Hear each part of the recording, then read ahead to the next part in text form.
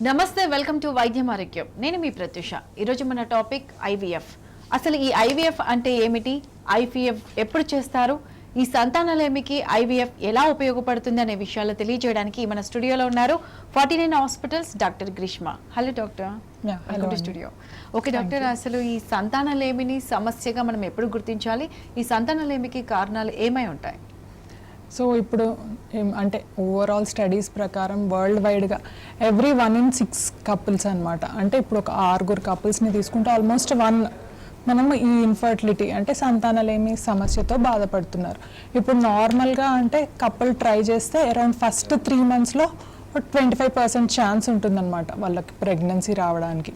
ఆ తర్వాత next 9 monthsలో around 15% chance అనేది ఉంటుందన్నమాట మనకి ఎవ్రీ మంత్ ప్రెగ్నెన్సీ రావడానికి. సో ఈ 1 year టైం పీరియడ్ అనేది అయిపోయిన తర్వాత అంటే కపుల్ నార్మల్గా ప్రెగ్నెన్సీ రావడానికి ట్రై చేస్తున్న 1 yearలో వాళ్ళకి కనుక ప్రెగ్నెన్సీ అందకపోతే అప్పుడు మనం ఈ ఇన్ఫర్టిలిటీ సంతానలేమి సమస్యగా పరిగణించుకొని వెంటనే డాక్టర్ని కలవాలి అని చెప్తామన్నమాట. ఇది ఎవరికి వర్తిస్తుంది అంటే ఇప్పుడు ఫీమేల్ ఏజ్ మనకి 35 years ఆర్ బిలో ఉన్న వాళ్ళకి, రెగ్యులర్ సైకిల్స్ ఉన్న వాళ్ళకి ఇది వర్తిస్తుంది అనమాట. ఇప్పుడు అలా కాకుండా ఫీమేల్ ఏజ్ మనకి 35 years అట్లా పైన ఉందనుకోండి, అట్లాంటి వాళ్ళు 1 year కాకుండా 6 months వరకు ట్రై చేసి వెంటనే డాక్టర్ని సంప్రదించవచ్చు అనమాట. నెక్స్ట్ అలా కాకుండా కపుల్కి మనకి female age 40 years or more ఉంటే వాళ్ళు నార్మల్గా వెంటనే కూడా సంప్రదించవచ్చు అనమాట, పెళ్ళైన వెంటనే, ఇది ఇన్ఫర్టిలిటీ ప్రాబ్లం గురించి. ఓకే డాక్టర్, సో ఈ ఐవీఎఫ్ అంటే ఏమిటి, ఈ ఐవీఎఫ్ ప్రాసెస్ ఏంటో తెలియజేస్తారా? ఇప్పుడు ఐవీఎఫ్ అంటే మనకి ఇన్విట్రో ఫెర్టిలైజేషన్ అనమాట.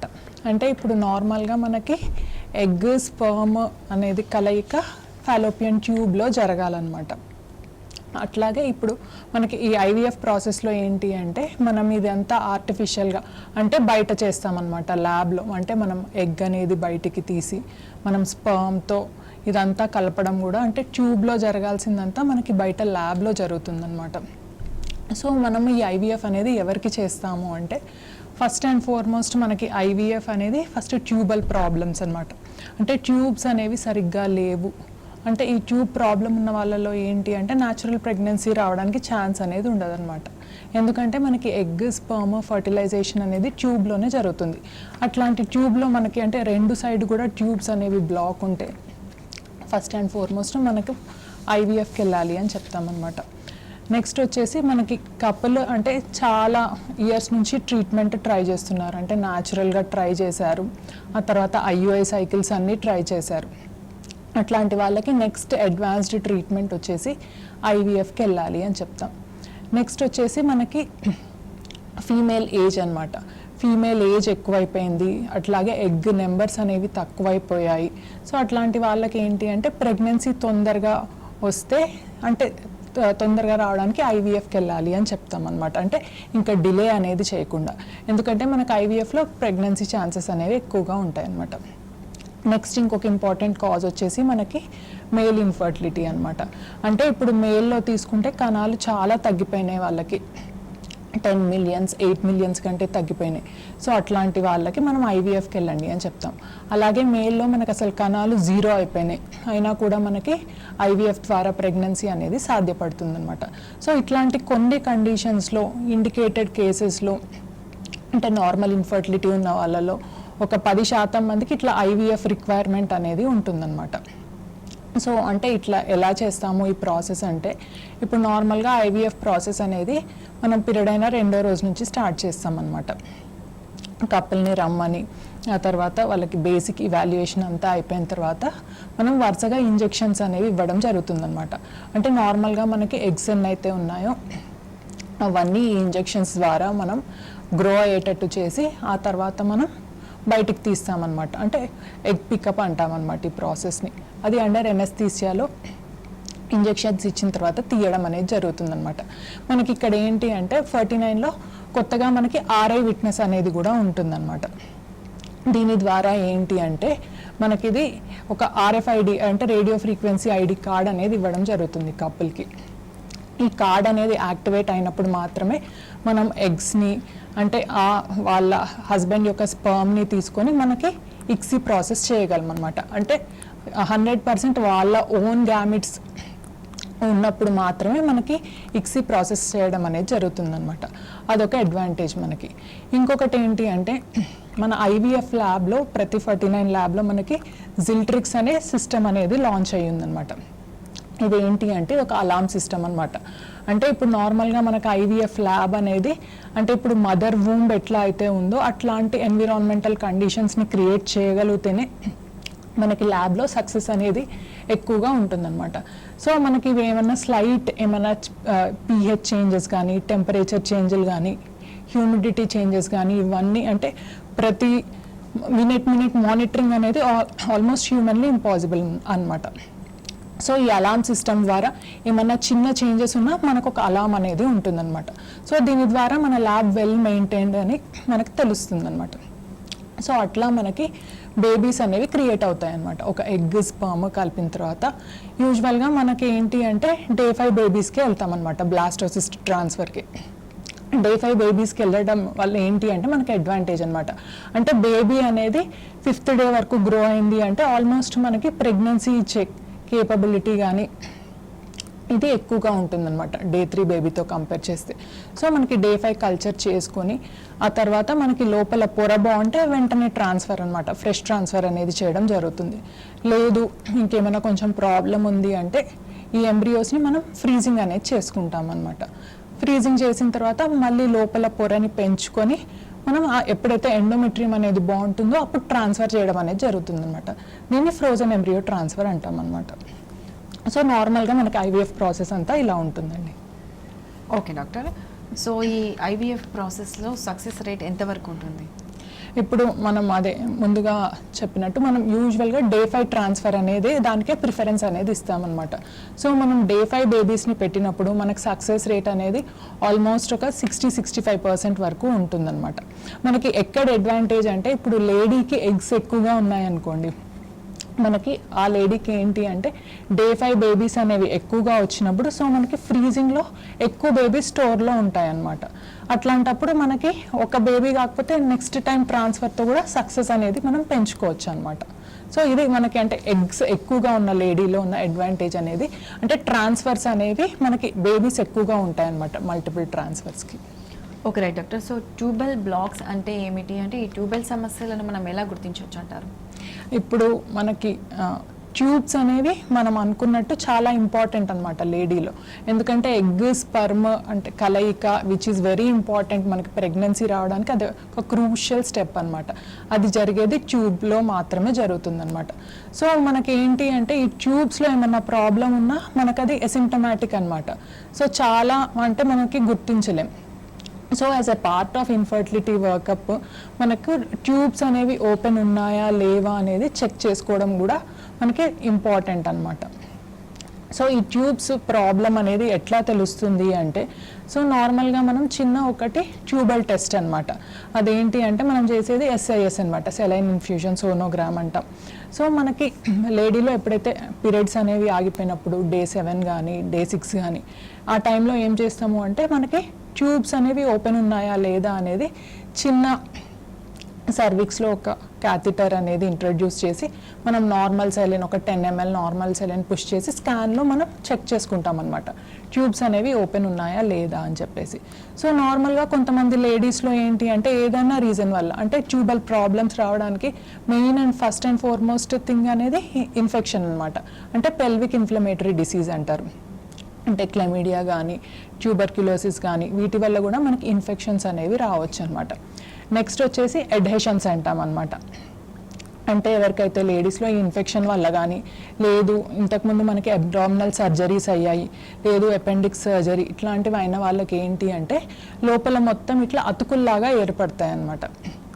ఈ అతుకుల వల్ల కూడా మనకి ట్యూబ్ అనేది మూసుకుపోయి ఉండొచ్చు అనమాట. నెక్స్ట్ ఇంకొక రీజన్ ఏంటి అంటే మనకి ఎండోమెట్రియోసిస్ అనమాట. ఈ ఎండోమెట్రియోసిస్ అనేది ఏదైనా ఆర్గాన్ని ఎఫెక్ట్ చేయొచ్చు, అంటే ఓవరీస్ని కానీ ట్యూబ్స్ని కానీ అన్నిటిని, పెల్విస్ని కానీ. సో మనకి ట్యూబ్స్లో ఎండోమెట్రియోసిస్ అట్లా వచ్చింది అంటే మనకి ట్యూబ్ అనేది బ్లాక్ అయిపోతుంది అనమాట. ఇంకా కొన్నిసార్లు ఏంటి అంటే చిన్న చిన్నవి అంటే మనకి ఆ ట్యూబల్ బ్లాక్స్ అంటే ప్రాక్సిమల్ ట్యూబల్ బ్లాక్ అట్లా ఉంటే కొన్ని క్లియర్ అనేవి చేసుకోవచ్చు అనమాట ట్యూబల్ బ్లాక్స్.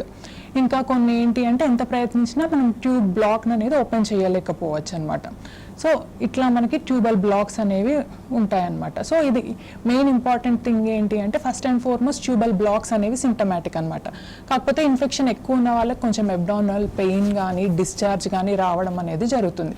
మెజారిటీ 90%లో మనకి ట్యూబ్ బ్లాక్ అనేది టెస్ట్ చేసేంత వరకు మనకి తెలియదు అనమాట, ట్యూబ్స్ బాగున్నాయా లేవా అని చెప్పేసి. ఓకే డాక్టర్, కాలర్స్ రెడీగా ఉన్నారు. బాపట్ల నుంచి నర్సమ్మ. హలో అండి నర్సమ్మ గారు. నమస్కారం మేడం. నమస్తే అండి. మేడం హలో నమస్కారం మేడం. నమస్తే అండి. ఈ 3 నెలలు బాగా వస్తాయి, తర్వాత 3 నెలలు ఆగుతాయి. ఓకే అమ్మా. అవి అట్లా వచ్చినప్పుడు కొంచెం గట్లగా పడినట్టు ఉంటాయి. ఓకే, అంటే పీరియడ్స్ రెగ్యులర్గా ఉంటున్నాయా అమ్మా? ఏజ్ ఎంత మీది? అది 33 మేడం. 33. పిల్లలు ఉన్నారా? ఉన్నారు మేడం. ఓకే, అయితే ఇప్పుడు హాస్పిటల్కి వెళ్దాం అనేసరికి మళ్ళీ వస్తున్నాయి, మళ్ళీ 3 నెలలు వస్తాయి, మళ్ళీ 3 నెలలు ఆగిపోతాయి. ఓకే, పీరియడ్స్ అనేవి 3 నెలలు సరిగ్గా వస్తే మళ్ళీ తర్వాత 3 నెలలు సరిగ్గా రావని చెప్తున్నారు. 3 నెలలు అట్లా ఆగిపోతాయి మేడం. ఓకే, మళ్ళీ 3 నెలలు ఆగిపోతాయి. ఇంతకు ముందు ఎప్పటి నుంచి ఉందమ్మా ఈ పీరియడ్స్లో ప్రాబ్లము? ఇప్పుడు సంవత్సరం నుంచి ఉంది మేడం. సంవత్సరం నుంచి ఉంది. ఎక్కడన్నా చూపించుకున్నారా? స్కాన్ ఏమన్నా చేయించుకున్నారా? లేదు మేడం.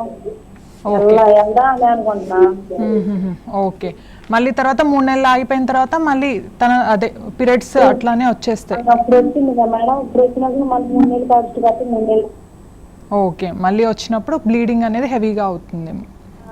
అది అట్లా మళ్ళీ ఎక్కువ అవుతుంది. ఒక నెలలోనే అసలు కనపడదు, ఒక నెలలోనే ఎక్కువ కనపడదు. ఓకే అమ్మా. ఇప్పుడు ఏంటి అంటే మెయిన్ ఒకసారి స్కాన్ అనేది చేయించుకోవాలమ్మా కొంచెం, ఎందుకంటే ఇంతకుముందు ఎప్పుడూ లేదు, ఈ మధ్యే స్టార్ట్ అయింది పీరియడ్ ప్రాబ్లము, 1 సంవత్సరం నుంచి అంటున్నారు కాబట్టి ఒకసారి స్కాన్, మళ్ళీ పీరియడ్ టైంలో ఏమన్నా నొప్పి అనేది ఉంటుందా అది కూడా ఇంపార్టెంట్ అనమాట, ఆ హిస్టరీ కూడా. సో ఒకసారి స్కాన్ అనేది చేసుకొని అంతా బాగుందా, సో యూట్రస్ లోపల ఏమన్నా చిన్న గడ్డలు లాంటివి ఏమన్నా ఉన్నాయా, సో అవన్నీ కూడా మనం రూల్ అవుట్ చేసుకోవాలి. అంతా బాగుంది అంటే మరి హార్మోన్ సమస్య ఏమన్నా ఉందా, హార్మోన్ టెస్టులు అవి ఒకసారి చేసుకోవాలన్నమాట. అన్నీ బాగున్నా కూడా కొన్నిసార్లు మనకి రావచ్చు అనమాట. సో దానికి మనకి కొన్ని మందులు అనేవి ఇస్తారనమాట కొంచెం పీరియడ్స్ అనేవి సెట్ అవ్వడానికి. సో మెయిన్గా ఒకసారి గైనకాలజిస్ట్ని సంప్రదిస్తే మనకి క్లియర్ అయిపోతుందమ్మా. Okay doctor, next caller LB Nagar నుంచి విజయ. హలో అండి విజయ్ గారు. Hello madam. డాక్టర్ గారితో మాట్లాడారు.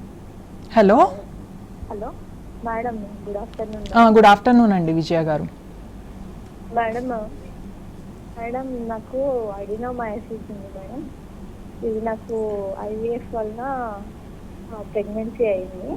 ఓకే అమ్మా.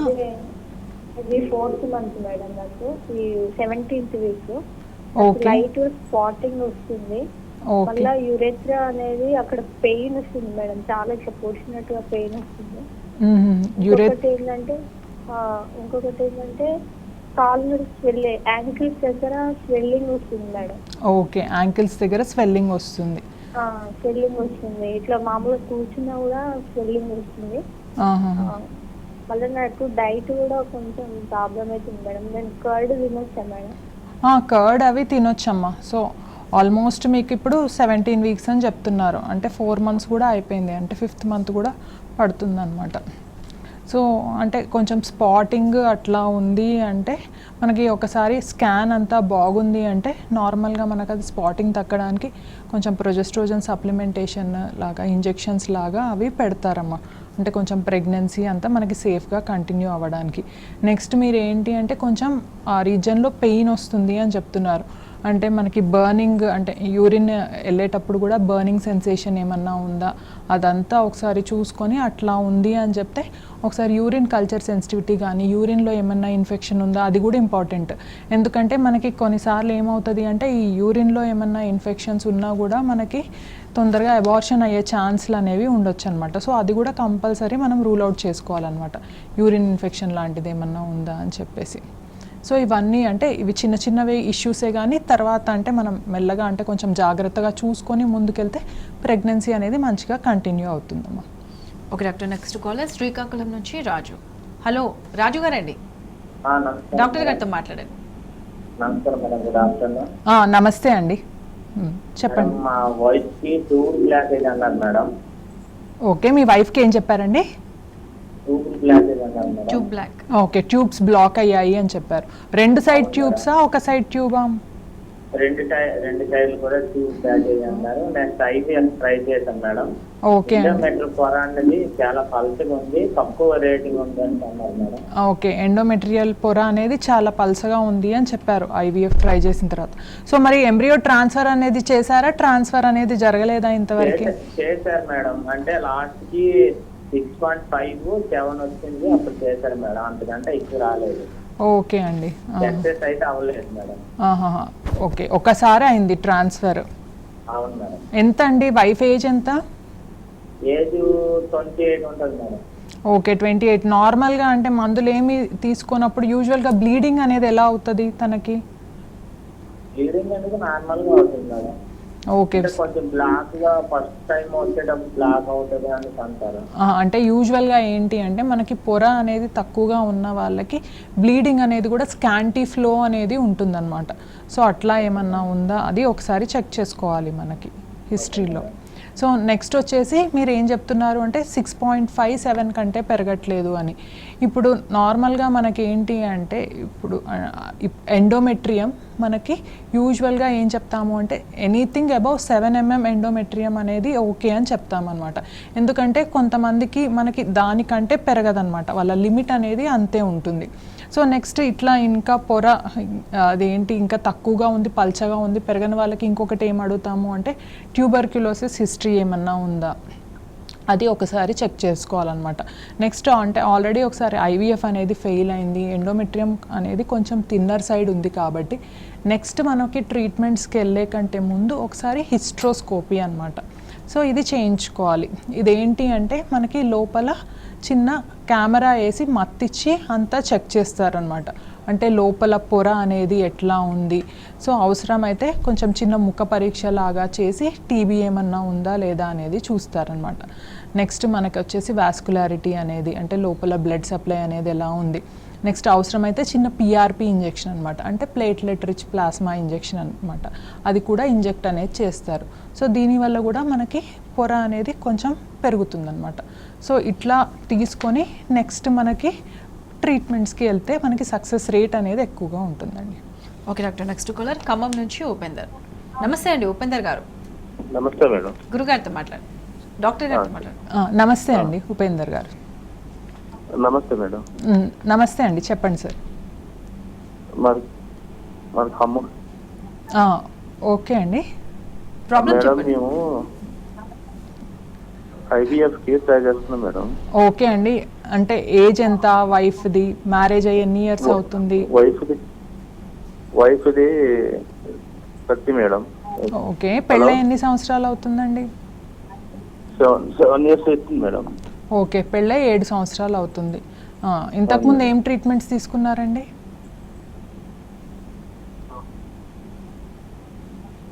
హలో ఉపేందర్ గారు, వినిపిస్తుందా అండి? చెప్పండి, మీ డౌట్ ఏంటి చెప్పండి. అంటే ఐవీఎఫ్ కి వెళ్తున్నాం మేడం. ఇప్పుడు ప్రాసెస్ ఉన్నది మాకు.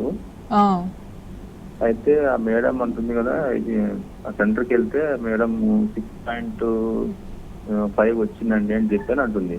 ఏంటిది లోపల పొరనా? స్కానింగ్. ఓకే అండి, అంటే ఇప్పుడు ఆల్రెడీ ఐవీఎఫ్ అంటే వెళ్దాం అనుకుంటున్నారు కదా, ఇంకా ఎగ్ పికప్ అది ఏం అవ్వలేదు. అయితే ఎగ్ పికప్ చేస్తే ఎగ్ పికప్ క్వాలిటీ బాగాలేదు, మంచిగా లేదని చెప్పి అని అన్నారు మేడం. ఓకే అండి. అయితే ఇప్పుడు ఏదో మళ్ళీ వేరే డోనర్ అని చెప్పి వెళ్ళారు. డోనర్ ద్వారా తీసుకుంటే ఇప్పుడు ఏమంటే స్కానింగ్ చేస్తున్నారు. స్కానింగ్ చేస్తే 6.5 అని చెప్పి అంటున్నారు మేడం. లోపల పొర అనేది కూడా కొంచెం పల్చగా ఉంది అని చెప్పారా? అయితే ఐవీఎఫ్ సక్సెస్ అవుతుందా మరి, లేకపోతే ఎంత ఉంటుంది మేడం అట్లా? ఇప్పుడు అదే మనము ముందుగా అనుకున్నట్టు పొర అనేది సరిగ్గా పెరగట్లేదు. యూజువల్గా ఏంటి అంటే 7 కంటే ఎక్కువ, 7 మినిమం 7 అన్నా ఉంటే ఓకే అని అంటాం అనమాట. సో అంతకంటే తక్కువగా ఉంది అంటే మనకి ఎంత డోస్ పెడుతున్నారు, ఏం ట్రీట్మెంట్ ఇస్తున్నారు. మనకి మెయిన్ అండ్ ఇంపార్టెంట్ థింగ్ ఏంటి అంటే ఫస్ట్ మనకి పేషెంట్ అంటే వచ్చినప్పుడు ఒకసారి చెక్ చేసుకున్న తర్వాత మనకి స్టిమ్యులేషన్ అనమాట, అంటే ఎగ్ పికప్లో కూడా అప్పుడు ఏంటి అంటే మ్యాక్సిమం మనం స్టిమ్యులేట్ చేస్తాం కాబట్టి హార్మోన్ లెవెల్స్, ఈస్ట్రోజన్ లెవెల్స్ అనేవి కూడా బాడీలో బాగా పెరుగుతాయి అనమాట. అప్పుడు ఆ పికప్ టైంలో మనకి స్కాన్లో ఎండోమెట్రియం అనేది మనకి మ్యాక్సిమం థిక్నెస్కి రీచ్ అవుతుంది అనమాట. సో మనకు అది చాలా ఇంపార్టెంట్. సో స్టిమ్యులేషన్ సైకిల్లో ఎండోమెట్రియం ఎంత వస్తుంది అనేది మానిటర్ చేసుకోవడం అనేది ఇంపార్టెంట్ అనమాట. ఒకవేళ ఆ సైకిల్లో మనకి ఎండోమెట్రియం బాగా వస్తుంది అంటే మనకి నార్మల్గా ట్రాన్స్ఫర్ చేసే సైకిల్స్లో కూడా ఎండోమెట్రియం అంతా వచ్చేటట్టు తెప్పించుకోవచ్చు అనమాట. అంటే మనకి అది కట్ ఆఫ్ అనమాట, ఆ స్టిమ్యులేషన్ సైకిల్లో ఎండోమెట్రియం ఎంత వస్తుంది అనేది. సో మనకి స్టిమ్యులేషన్ సైకిల్లో కూడా తక్కువగా వస్తుంది, బాడీలో అంత ఈస్ట్రోజన్ హార్మోన్స్ ఉన్నప్పుడు కూడా అంటే మనం అప్పుడు ఏం చేసుకోవాలి అంటే ఒకసారి ముందుగా చెప్పినట్టు హిస్ట్రోస్కోపీ అనేది చెక్ చేసుకొని, సో టీబీ అట్లా ఏమన్నా ఉందా చిన్న ముక్క పరీక్ష టెస్ట్ చేసుకొని అయినా కూడా అంత ఇది ఉంది అంటే ఒకసారి PRP ఇంజెక్షన్స్ అనమాట ఇచ్చుకొని మనం ముందుకు వెళ్ళొచ్చమ్మా. అట్లా చేస్తే కొంచెం 6 mm అట్లా ఉన్న ట్రిపుల్ లైన్లో ఉన్నా కూడా మనకి సక్సెస్ అనేది చూస్తాం. Okay doctor, next caller Kurnool నుంచి నాగేశ్వరరావు. హలో అండి నాగేశ్వరరావు గారు. ఓకే డాక్టర్, కాల్ కట్ అయిపోయింది. సో డాక్టర్ చెప్పండి, ఒకసారి మిస్క్యారీ అయితే మళ్ళీ ప్రెగ్నెంట్ అవ్వడానికి ఛాన్సెస్ ఉంటాయంటారా డాక్టర్? మనకి నార్మల్గా ఒకసారి మిస్క్యారేజ్ అయిన తర్వాత అంటే యూజువల్గా మనకి రికరెంట్ ప్రెగ్నెన్సీ లాస్ అని ఎప్పుడు అంటాము అంటే మనకి 2 or more times అబార్షన్ అయినప్పుడు కపుల్లో రికరెంట్ ప్రెగ్నెన్సీ లాస్ అని చెప్తామన్నమాట. సో మనకి ఒకసారి అబార్షన్ అయింది అంటే రెండోసారి ప్రెగ్నెన్సీ కంటిన్యూ అయ్యే ఛాన్సెస్ మనకి 90% వరకు ఉంటాయన్నమాట. ఇప్పుడు 2 సార్లు అబార్షన్ అయిన వాళ్ళకి ప్రెగ్నెన్సీ కంటిన్యూ అయ్యే ఛాన్సెస్ ఆల్మోస్ట్ 75% టైమ్స్ మనకి నెక్స్ట్ ప్రెగ్నెన్సీ అనేది సాఫీగా సాగుతుందన్నమాట. కాకపోతే ఏంటి అంటే మనకి గైడ్ లైన్స్ ప్రకారము 2 or more అంటే 2 కానీ అంతకంటే ఎక్కువ ప్రెగ్నెన్సీ లాసెస్ ఉన్నప్పుడు ఏం చేయాలి అంటే ఇన్వెస్టిగేషన్స్ చేసుకోవాలన్నమాట. అంటే కపుల్కి జెనెటిక్ ప్రాబ్లం ఏమన్నా ఉందా, ఆ తర్వాత ఎండోక్రైన్ అన్నమాట, షుగర్ అట్లాంటివి, ఇంకా నెక్స్ట్ వచ్చేసి మనకి థైరాయిడ్, ఇవన్నీ ప్రొలాక్టిన్ లెవెల్స్ ఇవన్నీ చెక్ చేసుకోవడం అనేది ఇంపార్టెంట్ అనమాట. ఆ తర్వాత నెక్స్ట్ వాళ్ళ అంటే లోపల మనకి ఎట్లా ఉంది, యుట్రైన్ క్యావిటీ ఏమైనా సెప్టమ్ అట్లా ఉందా, ఇట్లాంటివి కూడా చెక్ చేసుకోవాలన్నమాట. నెక్స్ట్ వచ్చేసి ఆటో ఇమ్యూన్ కండిషన్స్ అనమాట. సో నెక్స్ట్ ప్రెగ్నెన్సీ సాఫీగా సాగడానికి వాళ్ళకి ల్యూటియల్ ఫేస్ సపోర్ట్ కానీ ఇంజెక్షన్స్ కానీ మనకి బ్లడ్ థిన్నర్స్ కానీ ఇవన్నీ ఇవ్వడం అనేది జరుగుతుంది అనమాట. Okay doctor, next caller Hyderabad నుంచి బాలయ్య. హలో అండి బాలయ్య గారు. హలో డాక్టర్ గారితో మాట్లాడండి. Hello hello madam, good evening. Good evening అండి, చెప్పండి సార్. మేడం ఏంటంటే మా వైఫ్ ఒక 6 months బ్యాక్ ఇది గర్భసంచి తీశారు మేడం, ప్రాబ్లం ఉంది. ఓకే అండి, ఎంత ఏజ్ వైఫ్ది? RVM హాస్పిటల్ అని మన ములుగు దగ్గర ఉంటుంది మేడం. ఓకే అండి, అక్కడ తీశారు, గర్భసంచి ప్రాబ్లం ఉందని తీస్తే తీసేశారు. ఓకే అండి, పిల్లలు ఉన్నారా? ఇద్దరు బాబు పాప ఉన్నారు మేడం. ఓకే 20 అబోవ్ ఉన్నారు పిల్లలు. సరే అండి, తీసేశారు. తర్వాత మళ్ళీ ఏమైందంటే టోన్స్ ఉన్నాయి మేడం, ఆ టోన్స్ కూడా ఆపరేషన్ అయింది. 2 months బ్యాక్ టోన్స్ కూడా ఆపరేషన్ అయింది. Okay, kidney stones. అయితే ఇప్పుడు ఏమంటే ప్రాబ్లమ్ కొంచెం ఇక్కడ ఏదైతే RVM హాస్పిటల్ ఈ గర్భసంచి తీసినప్పుడు ఆపరేషన్ చేసిరు మేడం. అదేంటంటే ఇప్పటికీ కొంచెం లోపల ఇట్లా పుచ్చినట్టు ప్రాబ్లమ్స్ ఉన్నదని చెప్తుంది మేడం. అంటే అదేం ఆపరేషన్ చేశారండి, కోసి చేశారా లేకపోతే లాప్రోస్కోపీ? నార్మల్ మేడం, ఆపరేషన్ చేశారు. అదేది